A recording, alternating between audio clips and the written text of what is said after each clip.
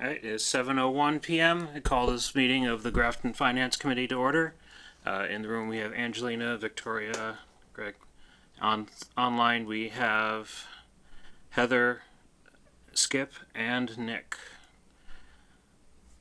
So with us this evening we have representatives from Blackstone Valley Tech to talk about our budget. You can come up to the table and please introduce yourselves.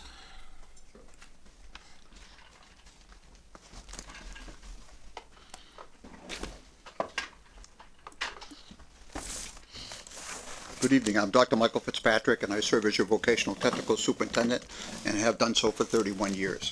I'm joined by your local school committee member, Anthony Yitz, who's been he serves as secretary of the school committee and has served on multiple subcommittees. So thanks for the opportunity to share information. We're a little different because we have 13 towns to make presentations, so we get a lot of practice at doing this. So I'm glad to do that. There's been a budget book that was hand delivered here earlier during the week to give you a head start on that if it worked out. And in addition, traditionally the town manager reaches out and appreciates my willingness to provide, let's call it placeholders or best guess information. And he, like you, and follow the state information as it comes out.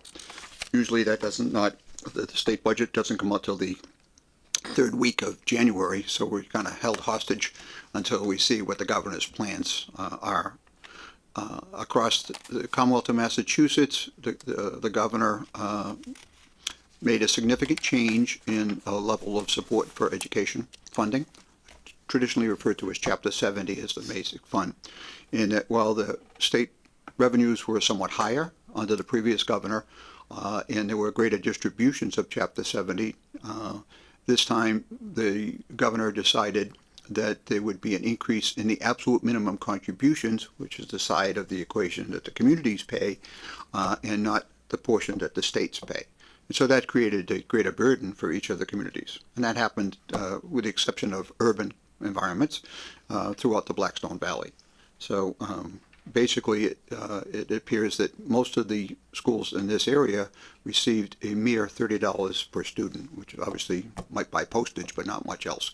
Okay, and so that created havoc, but nevertheless, it's the rules traditionally provided by the state. So, Anthony, want to make any opening comments? No, I mean, just as always, the budgeting, I wasn't on the budget subcommittee, but we take a bottoms-up approach. So we don't look at last year's and make amendments to what happened last year. We go back to the different areas in the school and build the budget up from the bottom. So it's been like that since I've been on the school committee since 2001. And that continues to this day. So I think we always work and we always try to go back to the leads in the different areas to make sure that what's a need versus a want, and try to keep the budget as contained as possible. I think we take a conservative approach most of the time. Yeah, this year we also made a special request. We haven't made one for 19 or 20 years, and that is we've been closely monitoring whether the state Mass School Building Authority would reopen the accelerated repair program. And it was closed for a while, but as we anticipated, a year ago I made each of the finance committees, we have 126 finance committee members across the 13 towns, but I made each of the 13 town managers, the 60 select persons, and the 126 finance committee aware that I would be they should be prepared for me to make a recommendation to the school committee that if the Mass School Building Authority reopened, we would ask for bond money to repair the roof and the HVAC units that are on the roof. The roof is, more than 34 years old, I guess. So it did qualify. So we moved quickly this year to respond in detail to what they call an SOI, a statement of interest to the Mass School Building Authority, to be in position to secure the reimbursement for that project. The The roof bond itself is a $4.4 million, but the HVAC units, which are quite elaborate given the sensitivity and the delicacy of the equipment that we have underneath the roof, okay, is another chunk of money that tallies with the 30% inflation that the state has told us to be prepared for. It turns out to be a $10 million request. Okay, so we did not want to double up on the debt in FY25, which is obviously the budget we're looking at here. So we were able to structure this so the debt would be advanced, if approved, by 2/3 of the towns for FY26. I've checked with the Mass School Building Authority. They have $150 million in the accelerated repair account, which means that basically the governor didn't lay claim on any of that. And they have a separate allocation of money for what they call the core account, which is the new school construction projects. At least 5 of the vocational technical schools in the Commonwealth of Massachusetts were successful in convincing their taxpayers to invest and commit to borrowing in the amount of $300 million or more. Given the conservative nature of the 13 towns we serve, the school committee thought it more appropriate, if you will, not to do that, not to ask for a massive expansion or a new school, but continue to protect and maintain the building, which is 65 years old. And so that's what we've done. So completing the feedback I have from the Mass School Building Authority is that they received 72 applications from 39 schools. The difference being that sometimes urban schools will submit requests for 5 or 6 different buildings, and that's the difference. We have had great success with the Mass School Building Authority, and they know it, which should be in our favor, right? They do not expect to make a determination until at least late summer at earliest, but the first step in the process is to secure the permission from the towns. The last few projects that we've done, we were able to self-fund them. They were smaller roof sections, usually in the vicinity of $1 million, and if like a passbook loan, put up that money, and it confirms to the Mass School Building Authority that the funding that you need has been secured. This time we're before the towns because $10 million we don't have that in our reserve. We wouldn't be allowed to keep that in our reserve. And so this is a little different situation. It is dependent upon favorable action of the towns. We hope the towns recognize the need to protect the building, and it's in the best interest to do that. The previous reimbursement rate, if I didn't say that, was at 55%. And so we anticipate for the roof portion, we might well be secure a similar reimbursement rate. We don't know that yet. We know that MSBA has received our application, and they said it was thorough and complete, and it met all the expectations and requirements. So the HVAC units, we're going to pursue grant revenue and rebates and revenues on energy factors for the HVAC units. So that's the plan. Separate wording of that has been advanced to the community, to the town manager, to the Board of Select Persons for the warrant. Previously, we anticipated that we would also be making a special request for a stabilization account because it was recommended by the treasurer that a stabilization account would create a new level of flexibility. However, after 5 presentations to the finance committees in the district, it was clear that more study has to be done on that stabilization account. There is some confusion by those who would have to act on it. We don't want any confusion, especially when we're trying to fix the roof. All right, so the school committee subsequently, if the school committee votes something and it means that it has to go to the warrants, you're like on the clock to take that action. No action is actually approval. That was never the intent, to do a forced play here. And so when we discovered that there was a need for additional study, and there's no urgency to do the stabilization account, the school committee voted to rescind it, so it shouldn't be on the warrant. If for any reason it does appear on the warrant, simply pass over it. So we will have the basic operational budget. Numbers have been given, and I'll go through some of those in just a moment for the FY25 budget itself, and a request for you to approve the 7.7%, which is your portion, okay, of the 10 million, which we further hope to reduce with the revenues and reimbursements. Any questions so far? So is it just the roofs repair that is eligible for the 55% reimbursement from? That is my MSP? understanding, yes. Okay, so approximately 2.5 million. That's correct out of also. out of the 10 million. For that particular, that's 100% right. I thought it might be helpful to provide a justification of how we arrived at that. So I have the documentation of the estimate, which I'll leave with you. Okay. Okay? And in it, it summarizes the multiple sources we use to identify the costs that we've built in. Okay? So I'll leave that. I'll bring that over. Okay. And is it a requirement that the approval be provided by whatever percentage of the member towns before the MSBA grant is? No. Okay, the reason being, MSBA, I asked specifically if they would provide us with a reimbursement rate, even though the last three projects have been roughly 55%. They would not provide me with a percentage because they want to wait to see what qualifies. Okay, we have had nothing denied in the previous. That's not what I was asking. Do the ballot initiatives and such have to pass in order for the project to be funded for it to, before they can make their decision on whether to provide funding? Sorry, I misunderstood the question. That's okay. Okay, I get a lot of questions. Yeah. So in summary, it's a two-part process. Okay, you had to file with the MSBA, which we did, and then you have to show that the towns are willing to vote in favor of the borrowing. If the towns deny that, then you're dead. You don't get out of the gate. Okay, and so it is, as I read the question now, it is paramount that the communities vote in support. At least 2/3 of them vote in support, so that we can say to the Mass School Building Authority, yes, we have secured the necessary commitment of our communities to fund the 10 million or to borrow the 10 million. Does that answer that question? Yeah, and that should be done next town meeting.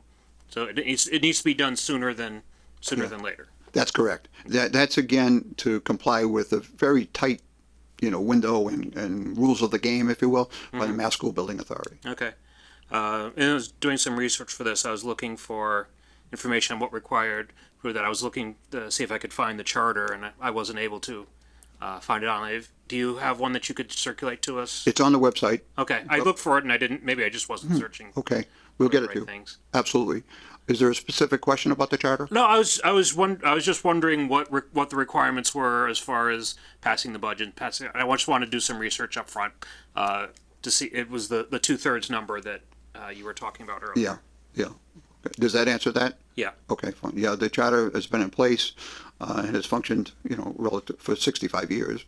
Okay, and it meets the one person, one vote factor and other considerations. So that's what drives, and that's what drove the previous debt that was voted and by this community, and actually all 13 towns unanimously supported the previous debt 20 years ago. Okay. Yes. You said the roof was 32 years old. How old is the HVAC? Is it the same? But no, it's recommended that when you replace your roof, that you don't put up the old, less efficient HVAC units. That it's prudent to, while you have your cranes, you have everything there, that you install them at that point. Okay, there are varying ages. Some of them, and they're not all the same. Some are large units, some are smaller units. But they allow for the temperature control factors to protect the computers. Very elaborate. You're welcome to come see the school anytime you'd like to see what's underneath the roof, by the way. So it's not going to mean anything. Okay. I'm not going to know what I'm looking at. No, he meant like tour the rest of the school, not okay. The actual insulation and roof membrane. Yeah. And stuff. So you expect that all of the units are old enough to be replaced? Yes, and that we will cannibalize and utilize anything that's there, but it's we actually have an HVAC department, so that we have specialists built in. Yeah. And we've had part of the estimates were done by an outside HVAC high energy firm to confirm what we need to do, and so to become more efficient to make the change as well as just upgrading and protecting. Before I go further, I do want to convey a special thank you for the long-term service of Sue Robbins, who I worked with for many years, and also my former business manager who joins me in this tremendous turnout of the crowd here. Lorna Magano, who was served on your finance committee at one point, but has served as business manager before she retired. And the new business manager is to her left, and they've worked closely together in cross-training. So just background information, but a chance to say thank you to Susan. And actually David as well, but okay, as far as the long-term members of your committee. Yep. So, shall I walk you through the budget book? Or? Do we have any other questions online or in person before we move on to the next section? I just have a quick question. In terms of the towns that you've gone in front of thus far of the 13, what number are we, and kind of what's the temperature been of the other individuals that you've spoken to? Yeah, okay, I'll give you my reading on this. Please. It began with the town of Milford. Milford supported the entire proposal, including the stabilization plan, which is no longer on the circuit. The next four had some issues, okay, and they asked for some consideration. They basically had questions about the stabilization, account, so we removed it. So to resolve. And then they also felt that, given the financial limitations that vary from town to town, that the first warrant did not include a contingency or that MSBA voted in favor because the roof needs to be fixed one way or another. Sure. Okay, so, but they said, would we change the proposed warrant language to incorporate a requirement that MSBA would approve? All right, so I took that information back to the school committee and said, in order for the finance committees and the town managers that I've dealt with so far to be able to be inclined to support, because votes don't take place, we wouldn't expect you to necessarily to vote here tonight. So you need to consider modifying, kind of like a negotiating or meet people in the middle here, relative to adding a condition in the warrant that says it needs to be approved by the Mass School Building Authority. So that change was made. That change was made in the language that was sent to you and to all towns last Friday. Given that change, I'm under the impression that all of those that have received the presentation would support it. Okay, and they indicated appreciation. Basically, they said that if you're willing to make these changes, that we would support. Okay, the thing is, I don't control that. So I said, I'll bring this recommendation back to the school committee. School committee subsequently did vote it, and the warrant language incorporated the change. Right. So I'm not aware of anyone who's opposed at this point. I'm sure there's somebody out there. Are you about halfway through the towns? I hope I'm closer than that. But yeah. So Feels like a million. Yeah. No, it sounds like there's been a great collaboration effort so far. So it's good. Yeah, and we think that's the right way to do business. Okay, I think so. Just one second. Dan Kusher is now attending online. Okay, glad to. So, when you think about the achievability of the project, if the towns vote no, then we don't get to fix the roof. If the MSBA this time denies us, then we don't get to fix the roof under the current warrant conditions. So it's not really the best scenario, but it was the best way to advance the project in a manner that those who make recommendations, as do you, can speak favorably. Did I answer your question? You did, thank you. Thank you so much. How is the roof? I mean, I know it's 32 years old, but how is it? That's described here. There's 2 infrared studies that were done. Mm-hmm. It's in dire need of, repair. Okay. Okay, and we need to that if we're less than successful in convincing the Mass School Building Authority that that's the case, then it will reduce our chances. Okay, but I already know that based on my conversation of yesterday, that they feel that the documentation supports it strongly. Mm-hmm. But I brought that for you as well. Good. Okay. So this is a partial replacement because you've already replaced some of it over the years, or is it? That's correct. Okay. This is 60,000 square feet. Okay. It's the last section of the roof. The others we fixed ourselves. We fixed in piecemeal form and self-funded this, and then received the reimbursement associated with it. So 3 different pieces of the roof were fixed. Okay. That weren't of the age that needed that, by not borrowing any money, by self-funding the project, by filing with the state, getting 55% back, replenishing the E&D account to do the next one, and we did that 3 times. And that works to our favor with the track record of MSBA, and they referenced that in my conversation, which I'm glad the track record is good. Okay. I don't remember seeing the MSBA requirement in the wording, so I may have gotten the earlier version. Was there any minimum funding level in that, or just that there was some funding by MSBA?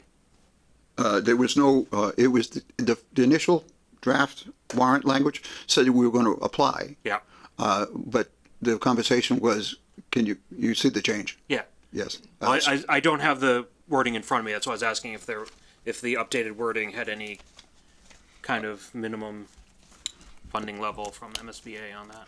Well, the MSBA would not commit to a No, we percentage. know, but does it You said it say was that contingent upon their approval, That's correct. No. but is it? just upon their approval? So if they give us 20%, that's considered their approval and that's what we get. That's correct. Okay. Okay. But the 3 times in a row, they gave us 55%. Yeah. Yep, no, I Okay. understand. And I have copies of that was sent in. Yeah, I think I have it somewhere. I just don't have it right in front of me Okay. right now. I did ask, that was the way I read the first question. Yeah. You just, it was on your list, it was coming up later. Yeah, But they wouldn't commit to me to a percentage. that's understandable. I tried. Yep. Yeah. So, because I figured that question might come up. So, but it's clear that we received either nearly or 55%, 53 and change, 54, 55% in the last 3 projects. Okay. So, do you want me to do a summary version, or would you want me to walk you through the budget book? Just since people had asked earlier,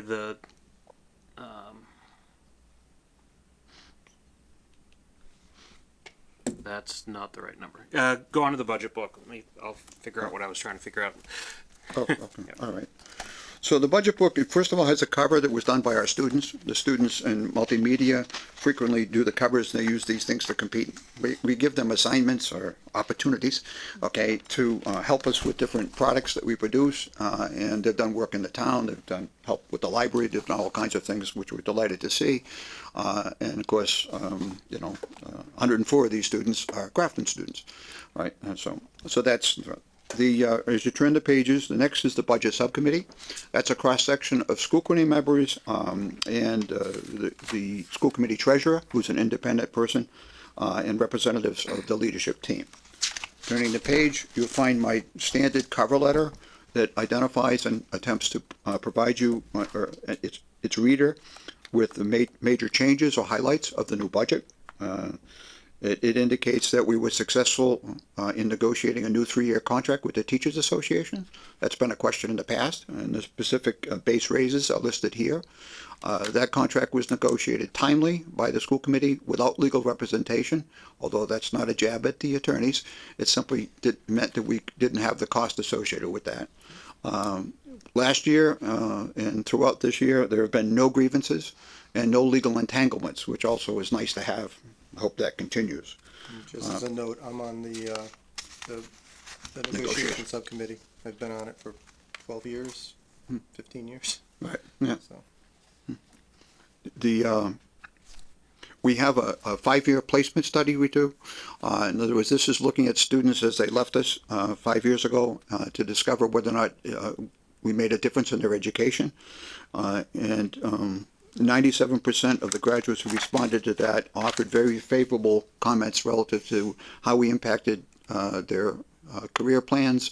62% said that they were currently employed directly or indirectly with the trade that they pursued. 97% said they were employed. Okay, and the education they secured at Blacksmith Valley Tech was particularly helpful, useful, applicable to the life challenges that they subsequently faced. Just as a note, our students still have 193 contact days in class time, so I think there's 2 additional days above that that are teacher only. Work days on bookends. Yeah. You start the year and end the year. You're correct. So 195 total, 193 contact days, so that's, we managed to keep that high rate with the teachers. The students just competed last week, by the way, in what's called the Skills USA vocational technical competitions, which are rigorous competitions versus other vocational technical schools in the very skills that we teach. 94 of the Blacksmith Valley Tech students won medals. Purpose will be, competing at the state level. It's pretty remarkable. But that's, I think that's another indication that showcases that we're meeting our mission, okay? The operational budget is a 3.9% increase. I think that's a bit misleading because in 9 of our communities, the local school systems, which we're delighted to see them supported, are able to ask the municipality to share in certain costs. We don't have that luxury. All our costs are built in. So unemployment, workman's comp, you name it, they're all in our budget. I just ask people to recognize that the 3.9 incorporates all those expenses as opposed to a portion of the expenses and others are funded elsewhere. We initiated a number of cost-saving measures as we traditionally have been asked to do. One was to do studies of the energy use and to working with the electric company and other companies. They're usually eager to work with us because they oftentimes hire our graduates, particularly in the electrical department, relative to monitoring and reducing electricity costs.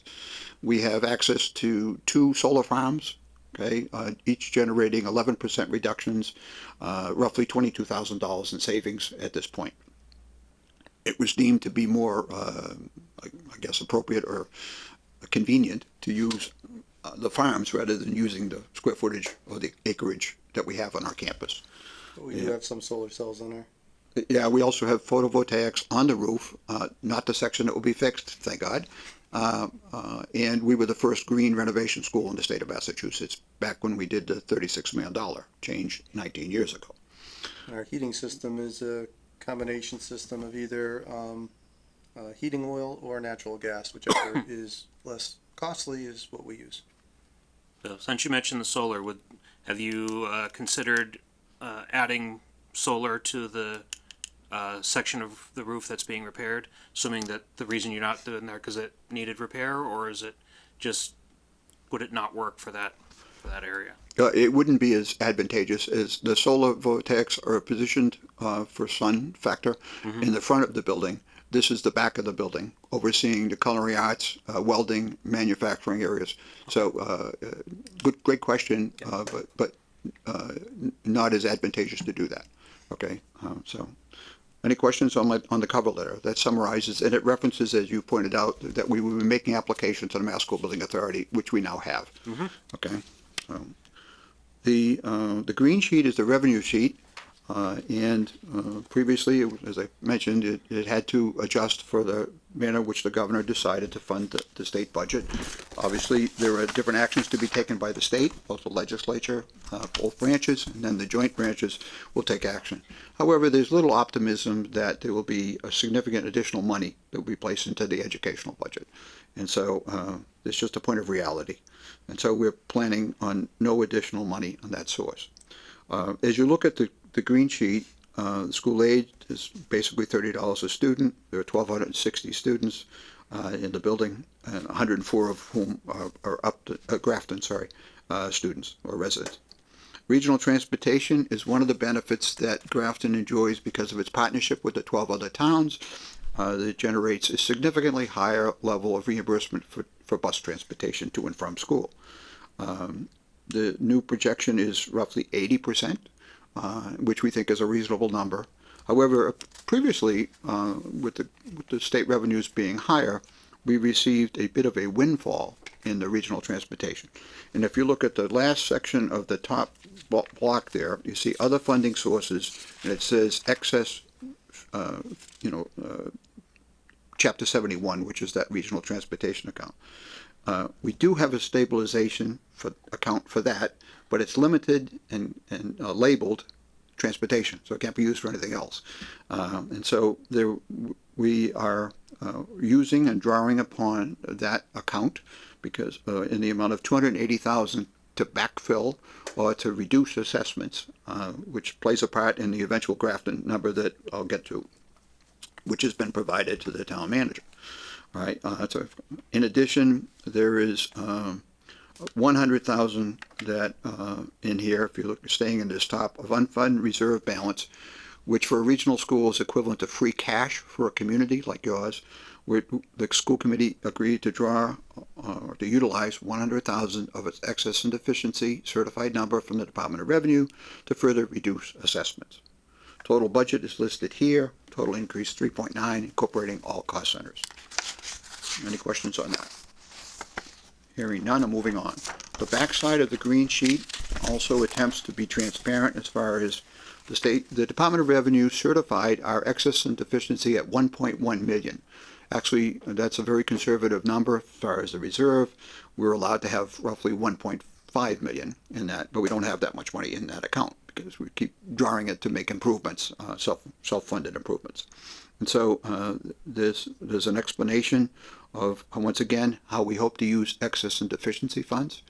Excess and deficiency funds are, that is our reserve, and any spending of this has to be done in open sessions with school committee in their posted meetings. And so they look at the needs and then take action. They may or may not spend it, okay? You can't exceed 5% in that account no matter what. So it's not an issue. Any question? The next sheet is really the billing part of things. Consistent with information already shared, Grafton has 104 students as of October 1. That's the standard process. It's a rear view mirror process in that the budget supports the next cluster of students, but the October 1 count drives the portion of ownership for the future year because it's a known rather than a projection. And just a note on that, we haven't been this high in students since 2013 when we had 105. So beginning with the opening of the new high school, in subsequent years, the number of students that applied for BVT dropped off quite a bit, but over the past couple of years, for instance, 22 we were at 67, and 23 88, 2024 97, and now we're at 104, which puts us back where we were about 10 years ago for the number of students from Grafton. Consistent with Mr. Yitt's observation, the increase for FY25 is an additional 7 students, okay, relative to the ownership. And just to note, overall for the school, this year's the highest total student body that we've ever had at the school at 1,261. So wherever we make use of, we don't have a lot of closet space at our school. We really use every square inch that we have for teaching or for shops. So if we were to wait on the roof a couple of years and then do this little calculation again for what our portion was, and we continue to have such high enrollment, we'd have a bigger portion of the roof. Yeah. That's why- And correct. the HVAC. That's why in the original loan that we had, we were about 10% because we were around 100 students all the time. But the past 3 years, we go 67, 88, 97, and now 104. I mean, if I understand your question, you're saying if the continued pattern of increased number of students continued, you'd have an increased ownership and an increased burden of the debt? That is correct. So right now, if we're able to lock it in at 7.7. Right. Okay, so, but to us, there's a 30% inflationary factor in not annually and not fixing the roof based on monitoring. Sure. And the roof needs to be fixed, so. I know, we're going into an override as well for our school likely next year, so we're gonna, how we present all of this, Right, we have to be. yeah, no, I wish the schools the very best, I have strong respect for them, okay, and the difference for us is you have 12 other partners. And so if you were fixing a roof at the local level, you have 100% responsibility. But in our case, you have 7.7%. Okay, and well, I guess it would be. I'm optimistic that we'll be successful with the Mass School Building Authority, given our 3 for 3. Yeah. Right. So we'll see. Okay. So that question answered. Okay. All right. So the backside of the pink sheet showcases the last year of the debt that was previously unanimously approved by all 13 towns, and Grafton, a full schedule, amortization schedule was provided 20 years ago, and this is the last payment for that. So it was designed that one consideration here is that if a 5% 20-year variables were used, it looks like the cost to the town would be, I'm going to say, about $60,000. Okay, I can give you exact numbers, but the whole thing is estimates. So it would be $20,000 higher than the current payment. Just a consideration. Some of the towns have looked at the delta between what they have paid, or you know, and versus what the new obligation would be before we see any reductions based on grants or reimbursements or, you know, any other rebates that are secured. Questions? Okay. Okay. Moving on, the next few pages are the so-called line item budget situation that walk through each of the categories, and providing definitions, and a total increase of 3.9. Going to, I'm not going to dwell on that unless you want me to, but the couple things to point out here is that our budget process is quite elaborate. We ask our 400 program advisory committees, so these are tradespeople clustered by the 18 VOCTEC programs, to look at each of the budget requests that are made. So they rate things as being must need, nice, or advantageous, or, you know, kind of scorecarding each one of them, ranking them. And they need to do that before they make their presentations to the budget subcommittee. So it's a filtering process, a prioritization process, which then allows things to go forward. It's not uncommon that when the budget presentations are made, it's 4 times the eventual budget, which is true this time as well, tallying the 3.9. What is included in the documentation is some of the grant efforts. We've been particularly aggressive in pursuing additional grants. Last year, when I made a presentation before you, it was $3 million in grants. But due to supply delays, we're still implementing some of the $3 million. But we also acquired a new $1 million in grants and have others under consideration. So the page in the booklet that indicates the grants are only those that are actually been received and confirmed. Others are being considered. And that doesn't include the Mass School Building Authority and things of that nature. And quite often for state-of-the-art equipment that we use in our shops, Dr. Fitzpatrick aggressively goes out to find companies that will donate that equipment. If you walked in our manufacturing shop, we have state-of-the-art CNC machines that our students are learning on. I don't think we bought those. No, we didn't buy any of them. They're better than what I have at work, but Yeah. They're literally millions of dollars worth of very sophisticated computerized numerical control equipment, all acquired either by grants, capital skills, or by different manufacturing companies donating the equipment to us. Previously, the school operated on surplus property, which was, 1950 version. It wasn't expensive, but it wasn't much valuable. It wasn't that valuable, rather. It contributed to the skills gap, not to be training kids on the equipment that they would need to use to be competitive. And so the new equipment is sophisticated and costly, but we were able to acquire it by not asking the towns to fund it. Looking at the summary sheet that was sent in the state, I think it might be helpful. The state of Massachusetts took a look at Grafton's 2021 income level of its citizens and the 2022 property values, and then it arrived at an absolute minimum obligation that the town must fund. And so I know the town manager followed this closely because we kibitz a bit on this. The state of Massachusetts increased this by 16%, okay?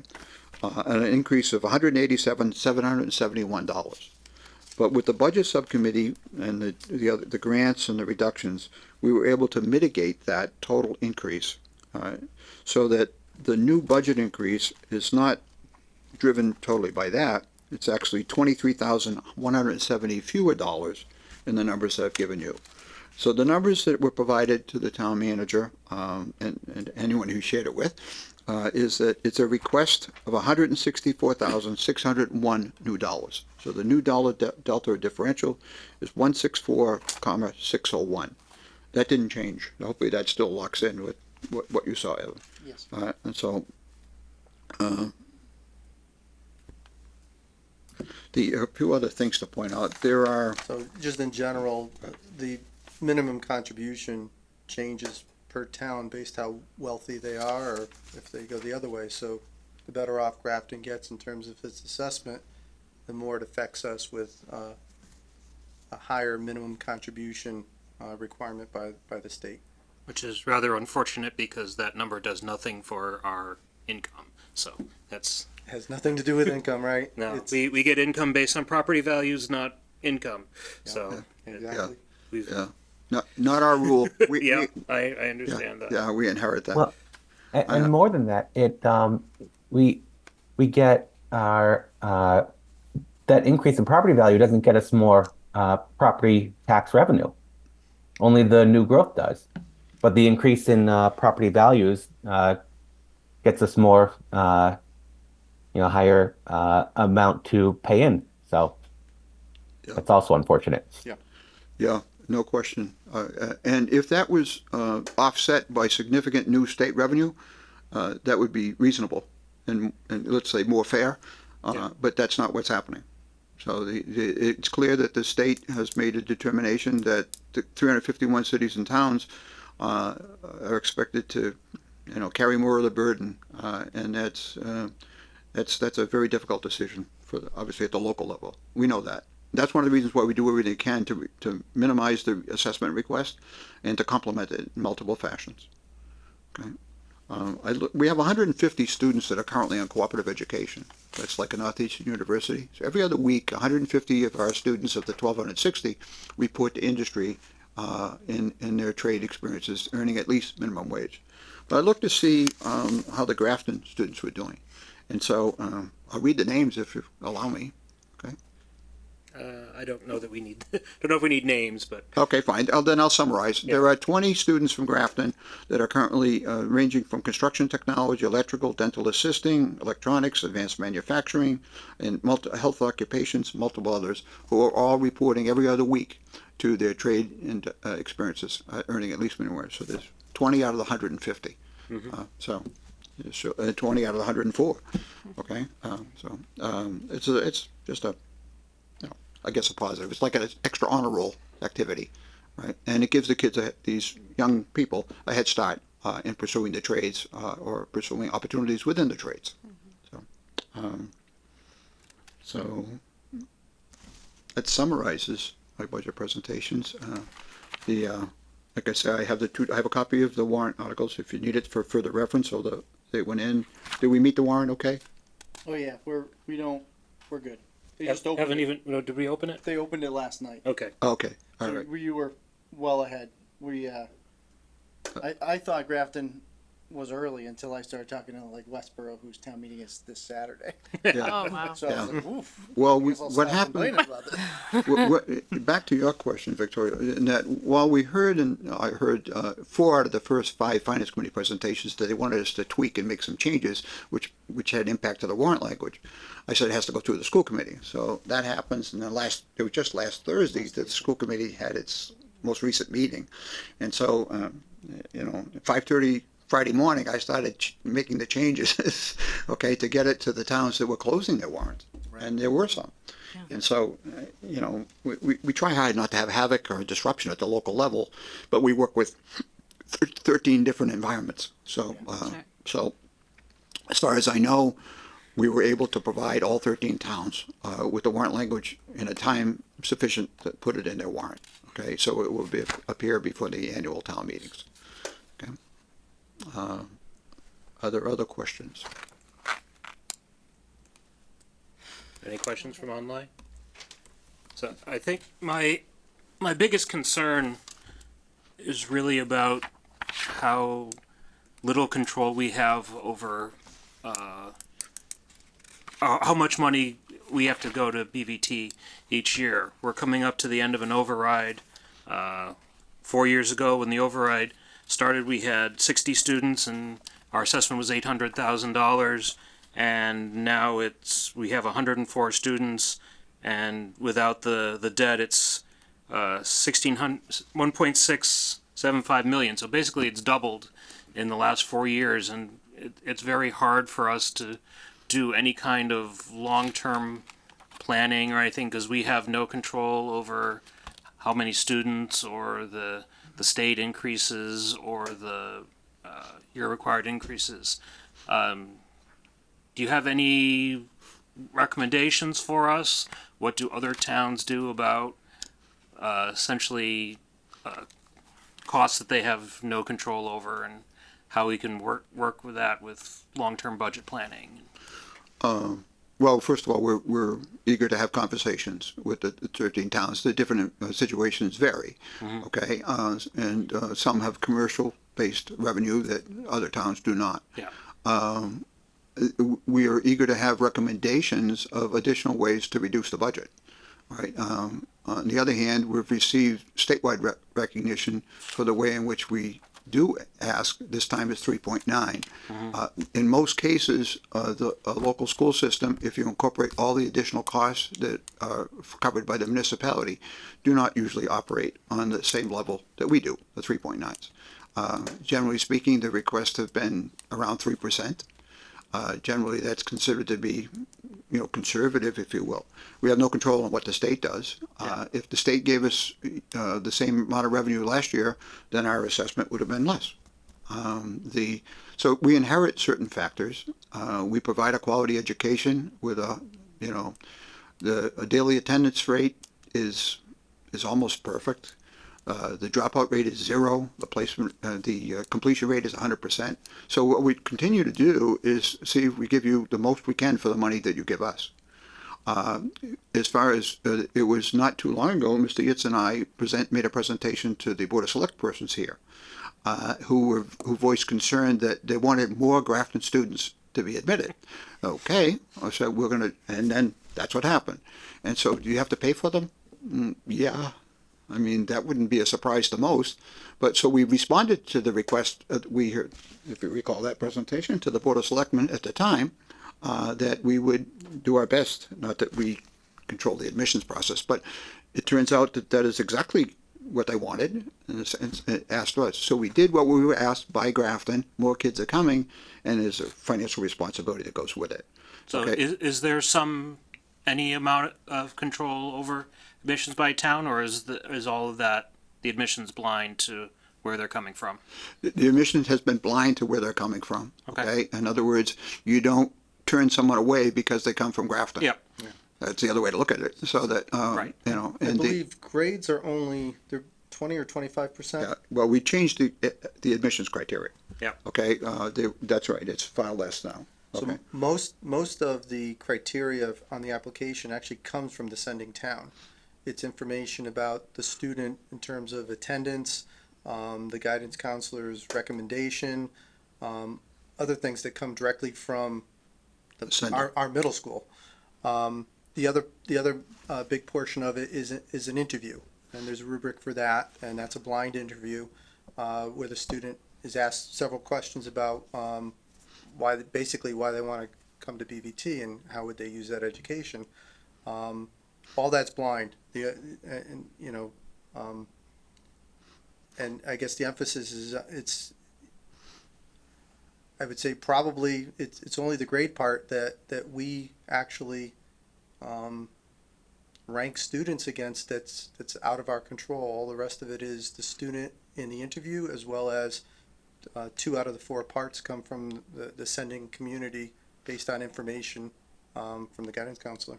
One thing you can come into play is that the students are scored on a 0 to 100 base. Okay, with, as Mr. Yitz pointed out, many of the factors coming to us, not from us, and the student proving their interest in benefiting from the investment that the town is making as far as pursuing vocational technical education. They're not handcuffed into doing that, but they expected to like an Eagle Scout Court of Honor, prove that you've earned the recognition. If you have a tie score, say that you have 40 students, or at 88 points, just hypothetical here, you could consider that if you look at the town which was less representation, okay, to consider taking, so that no town was left out. Okay, or that there was some greater balance. Okay, but in summary, there's never been interest in capping on the basis of geography in the past. All right, so But up to the point of, again, the high school being built, Grafton ran typically year from year about 10% of our population. So if you look at where our population now is at 1261. Potentially, if you go back historically to 1964 when the school started, our population could grow to 120 students. It used to be around 105, 115 back before 2014. It has the chance to do that again now that the effect of I'm just surmising this now that the effect of the new high school is kind of worn off over a number of years. Another impact is the state has encouraged the vocational technical schools across the Commonwealth to focus more on target populations. We have 180 students with special needs, but also they're looking at other target populations, disadvantaged, cultural concerns, and other measures that the state would encourage us to adopt, some of which we're changes that we're already making, will more than likely increase the population coming from Milford, which is the most diverse community in the future. That's another thing I would anticipate, Greg. Okay. If you go back to when the school was formulated 65 years ago, Milford was projected to have 20% of the ownership. They do not have that. Even now, they have a 12.6%. Okay, but it's changing. We're watching that. So, if Milford, in fact, if Milford being a unique community for its demographics, and the state saying that they want us to target those populations, then if they grab more seats, then there are fewer seats out there. Okay, so that could have an effect too. That, One other question I had was, I know a few years ago, some of the COVID monies came in through ESSER, and I know we sent a portion of that to BVT. Has all that money been spent already, or are you still using some of that? we received we were very pleased with that which we received, but it was not a major, do you recall the amount of money? I don't double mind. I don't think it was a single item. We bought some equipment with it. Okay. So it came in, we committed it, we asked for specific COVID money for that purpose, of several towns, okay? We asked Milford for $50,000 last year, for this year, for grease traps. And they gave us that. So, we kind of pick our special request. It's another example of me reaching out. For many years I've considered to be a priest, a rabbi, and a minister as far as my fundraising approach, and I don't take offense to that. So I reached out to the communities and asked for a small component of let's say ESSER money or opera money, whatever, and most of the towns said they would give us a small portion. But those allocations are like 35,000. It wasn't not a major funding source, and they were used to buy a piece of equipment that didn't appear in the budget, and that's how we purchased it. Yeah, I hadn't seen numbers. I had known that there was some money that went there, but I didn't have any numbers either way. So Yeah, I'm saying that it's appreciated. Yeah. A dollar is appreciated. Yeah. But they were very modest requests and allocations, and they were spent for single items purchased, installed, appreciation extended. So there was no carryover. okay. Yeah. We didn't lose any time during COVID. We went straight to a mixed mode on campus as well as online. We were able to get our shops on campus and do our academics online, and we went right into that without missing a beat. Did we fall short of 193 contact days?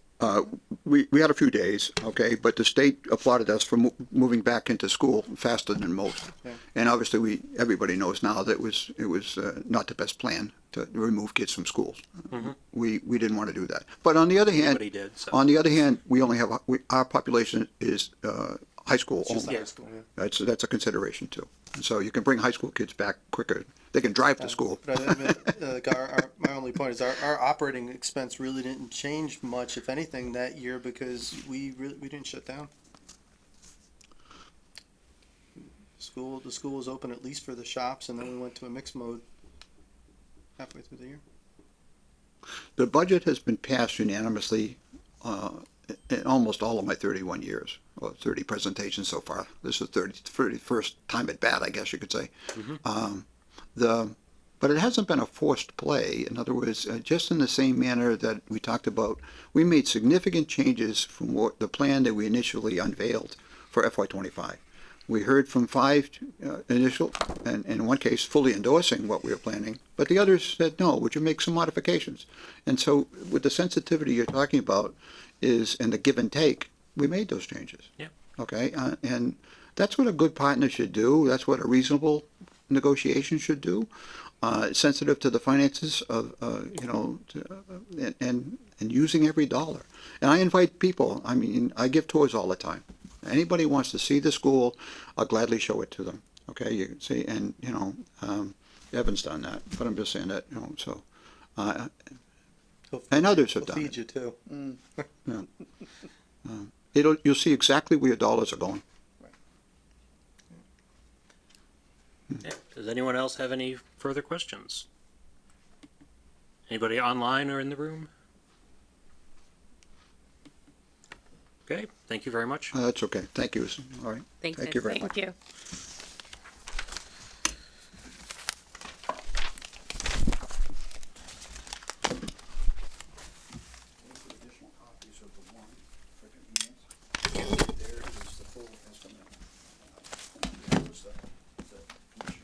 Perfect. Thank you. Thank you so much. Thank you. Thank you. Have a good night.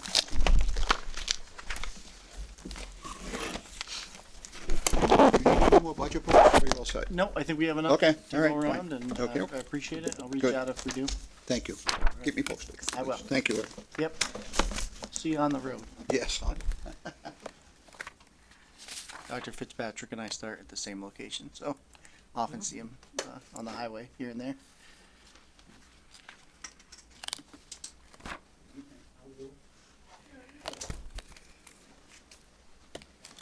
Okay, so the second item on our agenda this evening is a reserve fund transfer request from the Nelson Memorial Library for some emergency lighting. Skip, would you like to present that? Only if I can unmute my computer. Yeah, you're good. Well, more formally, this is just to update the emergency lighting system that has kind of failed up at the Nelson Library building. What's there is 50-year-old technology that can't even be replaced or worked on because the companies have gone out of business. Yeah. So this kind of takes this is two, I guess you call them setups that will be taking the place of what was 3 before. It will be run off of LED lights that will give a lot more light to start with than what's kind of there now is a little over 6-volt automobile light bulbs, like brake lights for your car. In essence, is what we have in the ceiling now, and it will be also to replace front entry lights and a back entry light that we have that I didn't even know we had until we were walking around the building before. I'd included the 2 pictures of the exterior lights that we're simply not going to do anything with. I'm not even sure how they used to get up to them to replace light bulbs in them. I kind of heard through the grapevine that somebody used to walk on the plexiglass roofs that were over the entryway doors to do it because they were very light, but it's not really a long-term solution to do that. It wasn't me, by the way. No one Just thought send it a kid was. out. Yeah, seems like so. Mary and I looked at it, and I mean, it seems like needs to happen. Can't have a 6-volt system running your emergency backup lighting. Okay, so the request is $4,360. They show their repair and maintenance has quite a bit less than that in the budget, so $3,195 is the current balance. Do we have a motion to approve the reserve transfer request in the amount of $4,360? So moved. Second. Okay, we have a motion and a second. Do we have any discussion? I have a quick question. So, Skip, you think you'll use the balance that's already in there? So you're asking for the full amount? Is that right? Am I making my? Right now, I think so. What happened with us, so that part of that's repair and maintenance or whatever you want to call it for the park too. Okay. And essentially we were closed for a bunch of the season that we normally would have been spending some of that money because we lost some bearings on the lawnmower and it took 6 or 8 weeks to get them in. So there's going to be some money that's going to be spent out of that. And I kind of had Yes. thought I might be able to talk to Evan about this before. I never kind of thought about this, but wondering whether we can transfer money back if I get a couple of things done and don't really need the money or not all of it. You know, transfer the money back to the reserve fund. Skip, I can transfer it to other funds, but I don't know about transferring it back. I suppose I could. Yeah, I did something that, you know, in this time I've never kind of heard anybody ask. I'm thinking about saying, well, originally I talked to Evan and thought maybe we wouldn't ask for the whole amount, thinking I had a spot where I had $2,500 or so that I could do. But then I realized that's usually for do the my air conditioners. I do the interfund transfers in May, June. So if there's excess, I mean, Yeah, then okay, that's fine. Yeah. Don't Yeah, worry. so if we don't use it all, you know, if normal stuff does not use it all, then feel free to get some money back out of that Yeah. or don't- go That back makes to free sense. cash, whichever. Yeah, that makes sense. Right. Don't worry about that, Skip. If there's any money left, Mary will find it.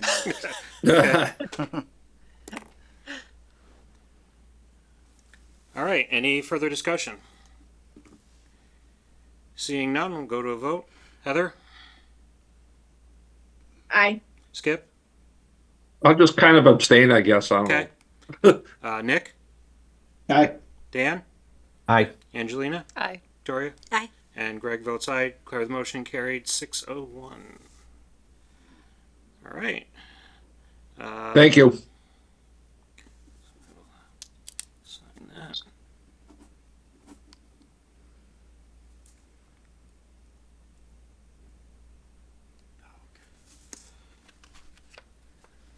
Okay, that's Yep. for Mary. Yep.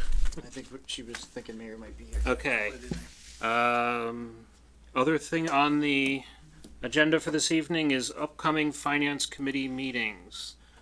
Do we have schedule for when the warrant's going to be closed? And Yeah, Amber, did Like you that. put that together for FinCom or no? I mean, I didn't put it together, but the warrant will close on April 16th.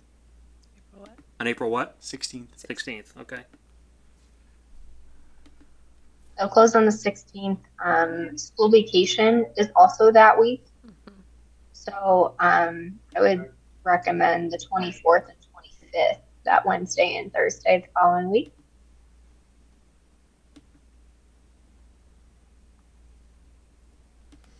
Okay. And To do the public hearings. so town meeting is the 13th, so we need posted by, are we seven days out? For the The annual, yeah. recommendations? Yep, Correct. 7 days. So, yeah, we could do either week, the 24th, 25th, or 1st and 2nd.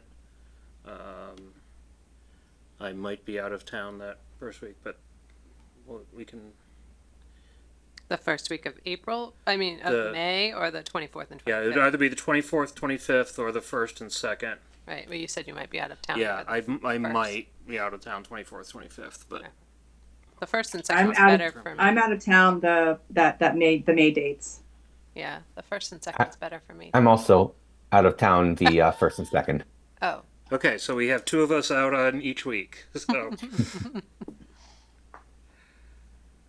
I guess we'll start for the 24th, and if we have to move it, we'll go from there. Does that work for everybody? I'm flexible. Probably have a lot. Twice there. Okay, so we'll set it up for 24th, 25th, and let's send out to Kyle and Mark and see how they go from that. Do we have an idea of how much is going to be on the warrant this time? No, Will's compiling it now. It's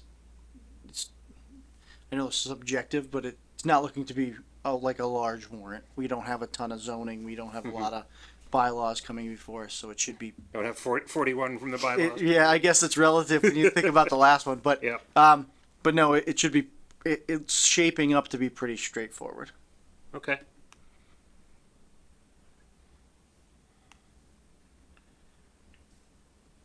Do we have anything else to discuss this evening? And we have completed our agenda and we have nothing else. I declare this meeting adjourned. Good night, everybody.